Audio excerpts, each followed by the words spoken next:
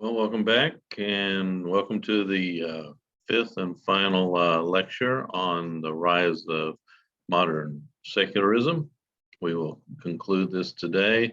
Today it will be kind of a mix of summary of what we've been talking about. So some of the things we'll hit again, and then we'll talk about a few additional things related to that. So we'll pick up where we left off last time. I'm going to share the screen with you, take you to the PowerPoint, and we'll get started. All right, we've been talking about the division of the sacred and the secular, and that figure that we've used, where you're kind of at the crossroads and you have all those different sectors of society, but you have the arrows, the open world view and the closed world view, the Christian secular worldviews. So when we're talking about secularism, just to kind of summarize a little bit of what we were saying, is a reminder that back in the 60s and 70s, sociologists were predicting the demise of religion in the Western world because of growth of secularism. And we've seen with Peter Berger, and we'll continue to see some of his thoughts, had to do with, that the world would just continue to secularize. And by this time, we should have been completely secular, or at least very vast majority of the world secular. And that hasn't turned out to be the case, as we've noted. And so secularism is growing to some degree in the Western world. We'll see some further statistics at the end of this presentation. And it is having a growing impact on the West. I don't think that can be denied. The US has not followed the trend, or at least at the pace that most thought it would happen, that secularism would happen. Now that it is rising, yes, but not near as quickly as said. And the world we live in here in the US is still highly religious, but very pluralistic and not secular, as Peter Berger himself would admit. It is argued by some that as secularism progresses, it will cause people to look for the transcendent. So oftentimes, as things secularize more, people begin to realize that, well, there's really no answers here for us as human beings other than living for material things, and that has its limitations. And I think there is some truth in that. As Peter Berger would say back in the 60s, religion for the first time in history has lost its validity for the individuals in society. Well, he now would disagree with that and points out that, the world is overwhelmingly religious. And even though secularism may be growing some in the West and the US, it's still basically people are religious. He would say back then that an increasing number of individuals have a philosophy and worldview that does not involve a religious dimension. Well, now he would point out that, yeah, there's still a tremendous amount of the world that is religious. He would instead point to pluralism, and he would say in the US, for example, that we live in a pluralistic society, and secularism is just one of many worldviews among many religious worldviews, secularism not being a religious worldview. And he even has a discussion with people talking about that the secularization theory did not turn out to be true. And so he now talks about what he sees in the world now. And I've put that, I think that was mentioned in the last lecture, and it is in the videos for you to watch. And so secularization, secularized religion means transforming the nature and meaning of place of religion in society, where its emphasis on this world oriented rather than other world oriented. And truth of the matter, in Christianity, we're both world oriented.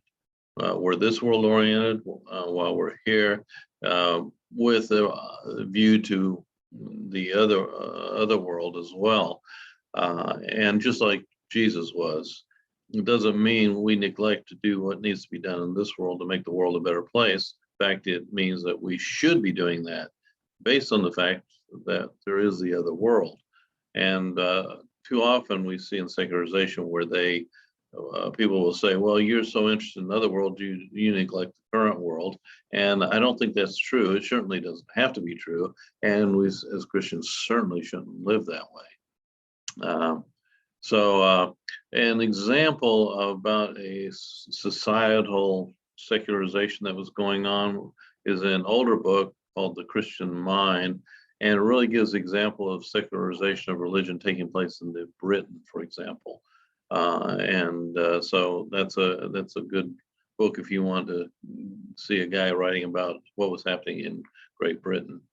I'm posting this video too: Secularization, Pluralization, Privatization, by Ravi Zacharias. He's a good speaker and has a lot of things to say in this area. I think he died recently, but he was very much a person who talked about these challenges for Christians in today's age at many universities throughout the world. And so, good talk that he gives here. He's quite articulate and can be quite humorous at times.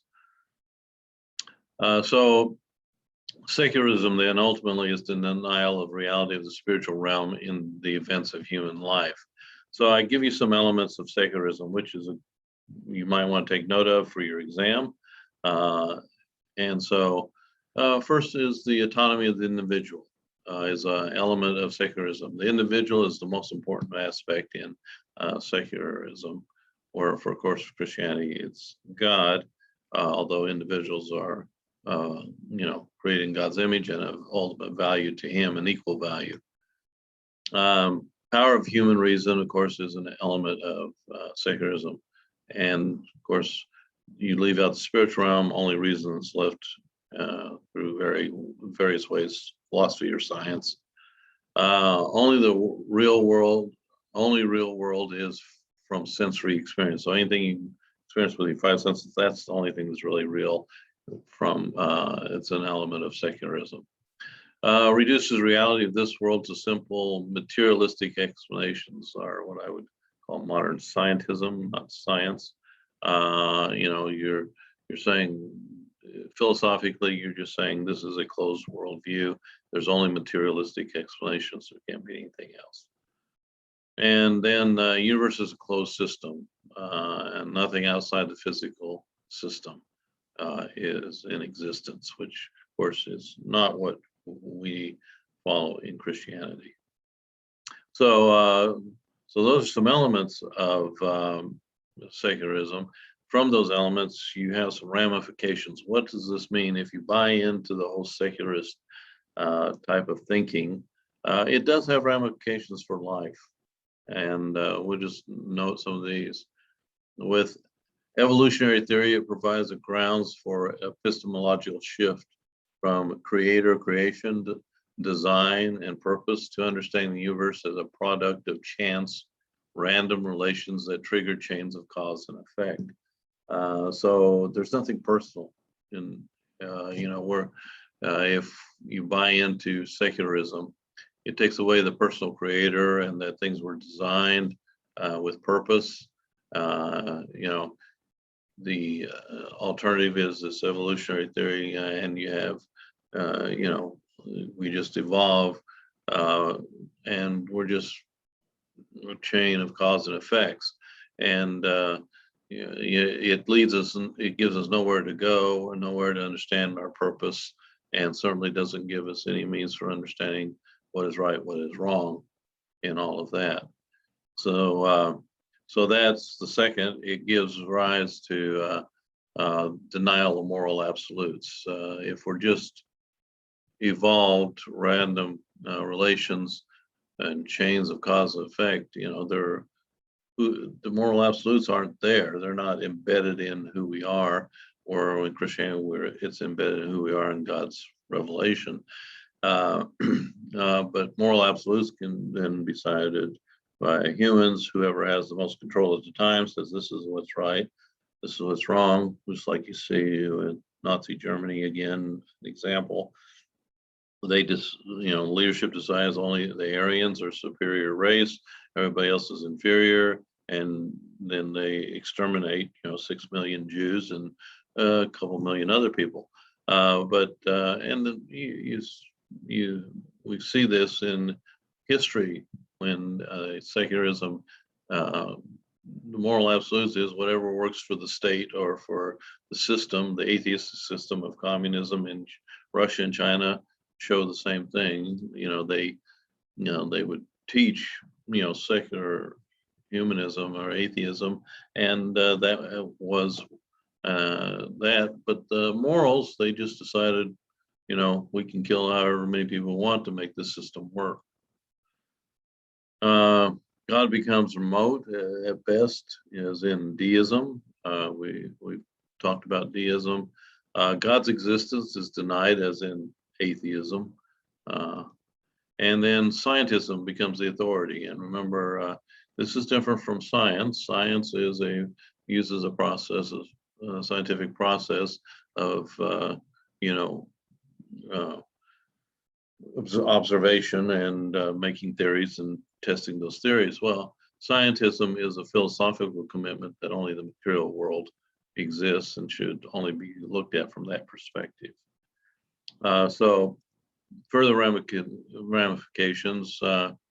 So secularism's worldview became a rival to a religious worldview, which became marginalized as a product of particular historical, cultural, and socioeconomic process. So that's talking about the fact that, as in our particular context now, as people, if we buy into secularization, it's saying, well, contrary to having an open worldview and a spiritual dimension, we're going to say, no, you should keep that to yourself because that's subjective and, a psychological issue for you and shouldn't be involved in as part of the real world. And so you have this marginalization of religion by pushing it to the side. And we've seen that historically by no prayer in public schools, taking out religion and stuff that was part of our culture to begin with, even in the Capitol and what the government was doing in bringing the first Bible and so forth that we've talked about. Reduces the influence of religion in society, and that's what secularism tries to do. And you see this with those who are philosophically and ideologically committed to this. And we've seen this in some of the educators that bought into secularization, that they feel they can, through the education system, if it's secularized, then we teach people a secular perspective. Rely on reason and science only, and that becomes a ramification of secularism. And so religion in the end is marginalized as a way to answer ultimate questions and provide ethical and moral norms or sanctions relative to a culture. They want to remove that. And in our secularization of our own society and culture, of course, we can see this marginalization taking place to some degree. Christianity is still robust in the US and still has an influence, but it is being challenged by this secular movement of things. Like we said before, not necessarily everybody is philosophically secular and would articulate it, but more people just are living it as, because they're not paying any attention to anything but their physical dimension. And so that they just buy into it by default. So So secularism works against Christian principles by putting self and reason above revelation and belief. And so the more we look at our current physical and material setting as the center of everything and don't look at the spiritual dimension, you know, uh, self and reason become the most important thing. And then secularism increases the marginalization of Christianity by simply saying, well, if you have to have it, it's a self-help crutch because you're weak-minded, or you need a father figure, or you know you psychologically just don't have it together. You're neurotic or whatever it may be. Um, Public morals then become increasingly personalized and privatized, because really with secularization, it's whatever you want. Now you still have legal system, or in the U.S. that says certain things are right, certain things are wrong. But as secularism changes how some of those laws are determined, and they may say, well, you may believe that way, but that's your own personal belief. Secularly, we're going to do it this way, and so it's a challenge to us in the area of morality and values.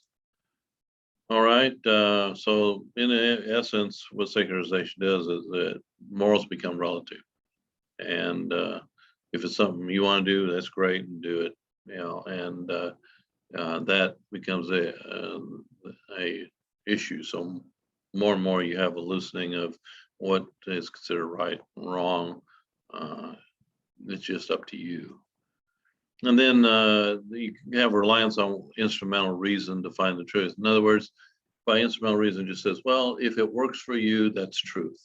There is no ultimate truth. If it works out for you and that's what you like and it's good for you and you find that solves what you want to do or think about, that's the truth to you. So there's no final truth, overarching truth out there with a secular type of thinking.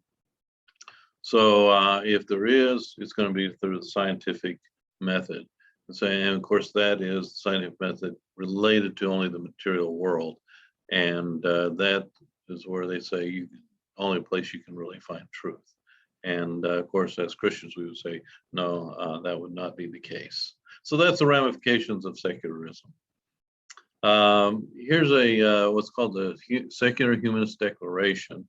I put a link to it, and you have they basically list some things they are committed to, and most of it we would, as Christians, not disagree with, and so we, as we look at this, realize that we wouldn't disagree with some of this. Now, how they define some of it is different from the way we might define it.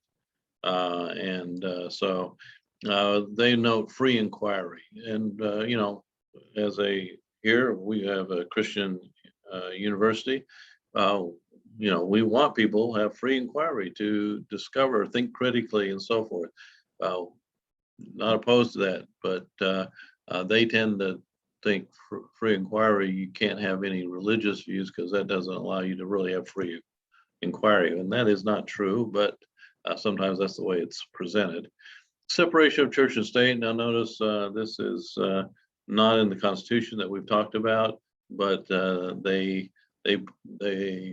state it that way. And what they mean by it is no religious influence in the public sphere.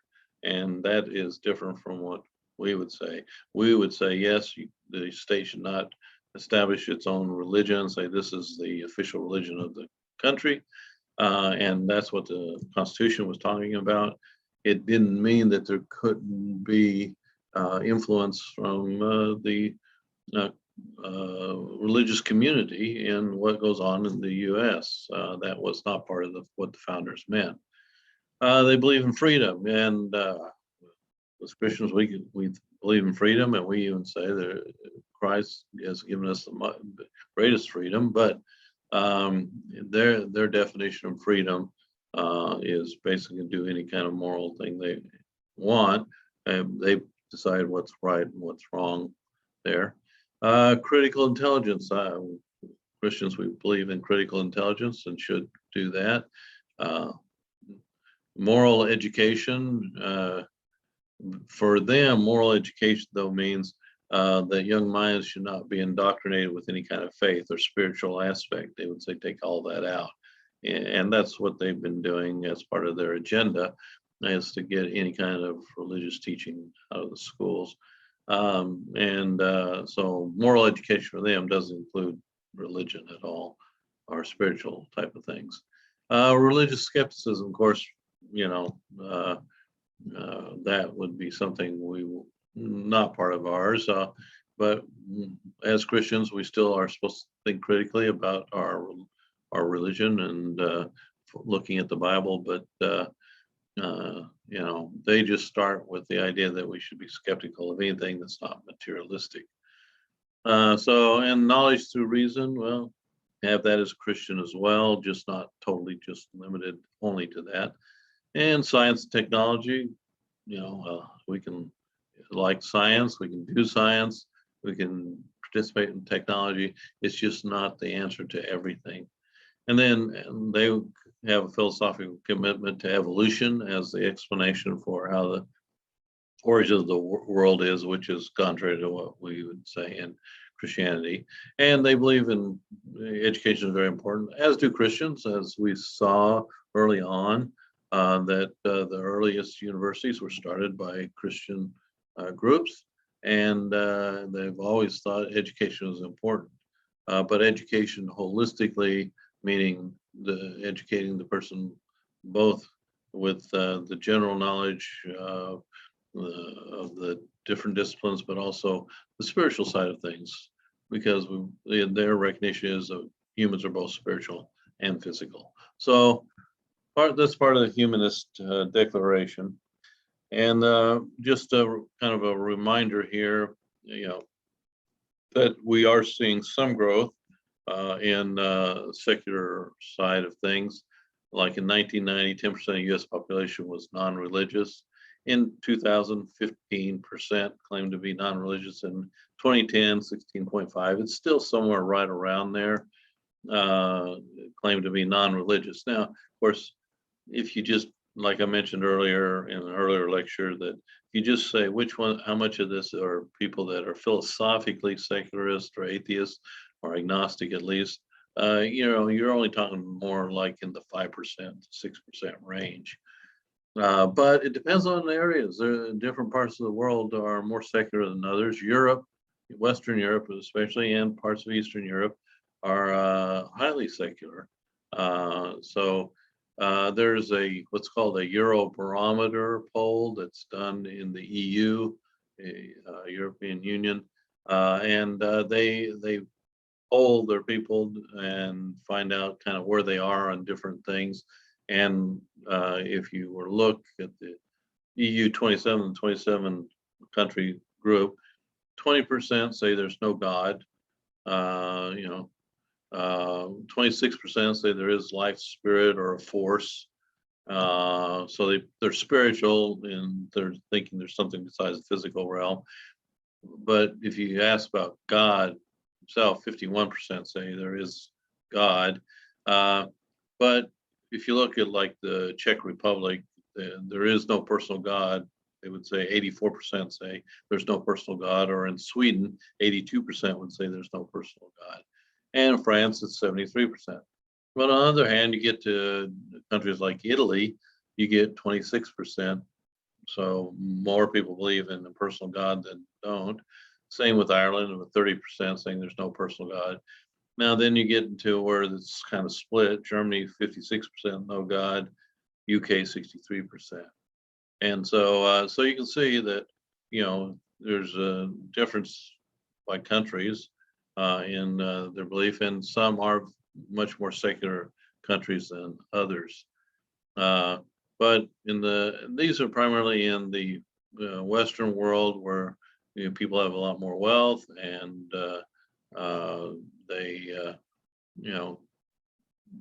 things are much more what they consider in their control and so forth. In the non-Western world, Christianity is just growing like crazy, and so this is a minority view, the secular view of the world. Um, so what secularism does not mean is this section here. They talk about freedom, but really greater freedom for people. What they're talking about is freedom from the spiritual dimension, saying we're free. Freedom for us is the idea that we know that only the material world exists, so we're free from any restrictions that might come from God or from the values he's communicated. But really, if you look at the 20th century, and we saw the least amount of freedom due to secular political systems. Nazi Germany and communist Russia and communist China and other areas of communism where they took away people's freedom, and it was not a free society at all. And that was based not on any kind of religious perspective. It was based on an atheistic political system, which they highly enforced and indoctrinated their children in that area, and enforced it that if you didn't follow that, you were executed or thrown in, like Russia, thrown in the gulag. So this freedom they keep talking about doesn't all occur very well under a secular system. There's greater concern for people. There's really no intrinsic value of humans under the secular system. We're all just like other animals. We're just, evolved, and we just happen to evolve higher than, the squirrel or the chipmunk. But with that, there's no moral basis for the value of humanity, where in Christianity, the value is intrinsic to having been created in the image of God. And by that, we're all of equal value.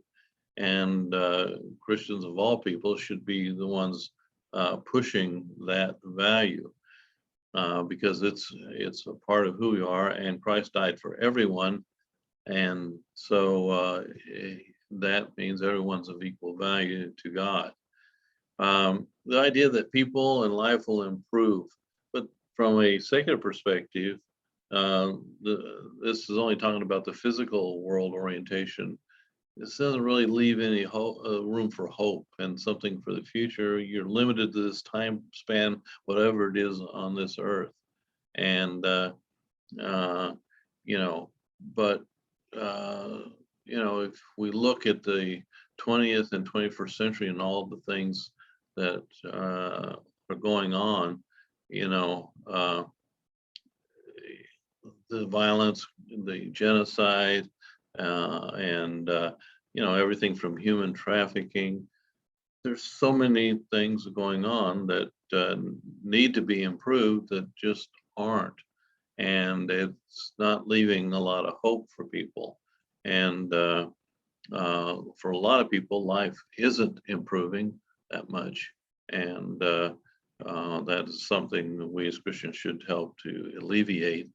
But I just need to keep in mind, secularism doesn't provide a ultimate means for solving that issue.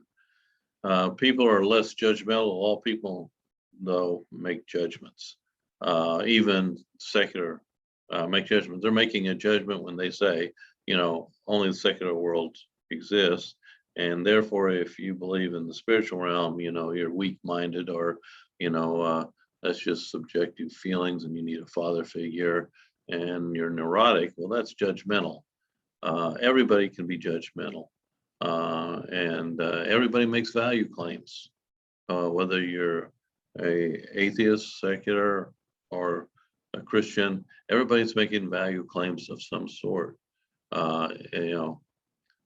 So we just have to realize that, just because secular side may say, your claims of these are moral values that you go by, that we're being judgmental, not any more so than somebody else making other value claims. So that's what secularism does not mean. Just kind of let you know that there are writers out there, these called the new atheists. A lot of these guys, they've been writing, in the last couple of decades, and you can see by the title of their books kind of how they feel about Christianity and just an open world view. And of course, one of the most famous is Richard Dawkins, and he titled his book "The God Delusion." So you can see right now, his premise of his whole writing from a secular point of view would be, well, if you believe in God, you're being delusional. And then you've got breaking the spell. Religion is a natural phenomenon. That's that subjective, psychological, evolutionary approach. And then Sam Harris, the end of faith. For him, secularism will overcome faith, and that's the end of it. Here's one by Victor Stenger, God, the Failed Hypothesis. He goes on with another one, God and the Folly of Faith, the Incompatibility of Science and Faith. So again, saying, the idea of spiritual realm or God is all folly, and and it's not compatible with science, which we've seen. You can have an open worldview and still do science, and it's not incompatible at all, and historically hasn't been incompatible. Christopher Hitchens, instead of God is great, you have God is not great. And so very negative view towards religion, Christianity specifically. This one, Michael Onfray, Atheist Manifesto, the case against Christianity, Judaism, and Islam, the three major monotheistic religions, and so he's making the case for atheism there. And these guys, though, they have their perspective of themselves and what they stand for, and they're very negative towards Christianity. They don't spend a lot of time talking about other religions besides Christianity. They center mainly on Christianity as a center, probably because it's the most dominant religion in the U.S. But if they were interviewed, and some of them, and like Dawkins and Tennant, they said, well, people call themselves Christians. What do you guys call yourselves? And when they said, well, we call ourselves the brights, like in I am bright or intelligent. Dawkins defines a bright as one who espouses a worldview that is free of the supernatural and mysticism. So they're basically, and this is a pretty judgmental phrase in their own right, saying, well, because we don't believe in supernatural mysticism in our worldview, then that makes us the bright ones, the smart ones, the intelligent ones. Then it puts it this way: we brights don't believe in ghosts, elves, or the Easter Bunny or God. So they're equating belief in an Easter Bunny with believing in God. And he says brights, people who, of course, intelligent people, wouldn't believe in such things. And so the point is, they are too smart to believe in supernatural aspects of the world. Talk about arrogant and judgmental. That's an example. And but we as Christians, on the other hand, realize that there is both a spiritual and a physical dimension, and that we shouldn't be arrogant. We should be humble as Christ was humble, and realize we don't have all the answers, and but we do look to God, and we can use science and reasoning God's given us to make sense out of things, just like we make sense out of his revelation of who he is, and can realize that he's providing us some means to make our world a better place, to make us better people, and to live better lives. And that's, we have to reason to think about that and what he's revealed to us. And God has always worked through the world we live in as well. And of course, coming as Christ is the ultimate show of God coming in and working in this world. Well, brings us back to where we've come a number of times, is to keep in mind that if you go the secular route, this closed worldview, the material world is all that exists. Humanity evolved is solely a product of material forces. Truth is relative on moral issues. Existence is by accident, and humanity ends up being the authority. Truth is humanity, whoever has the most power at any one point in any one place, they're the authority. On the other hand, open worldview, material and spiritual, is in the universe. Humanity created in the image of God, has intrinsic value in and of itself. Truth is revealed by God, so not left to relative moral issues, on which our country founders said we need those values that come in Christianity to make this work. Creation by intelligent design, which would make some more sense why we have a very organized universe so we can study. And of course, God's the authority, not humanity. And so we want to remind ourselves that that's where we come back to, is judging which worldview is most adequate for our needs, and what really helps humanity in the long run, which view really is more beneficial to humanity. And of course, as a Christian myself, I would argue the open worldview, because you can participate in the reasoning and the science, but still have an open worldview and have these other things that give life meaning and hope, much more so than a secular worldview.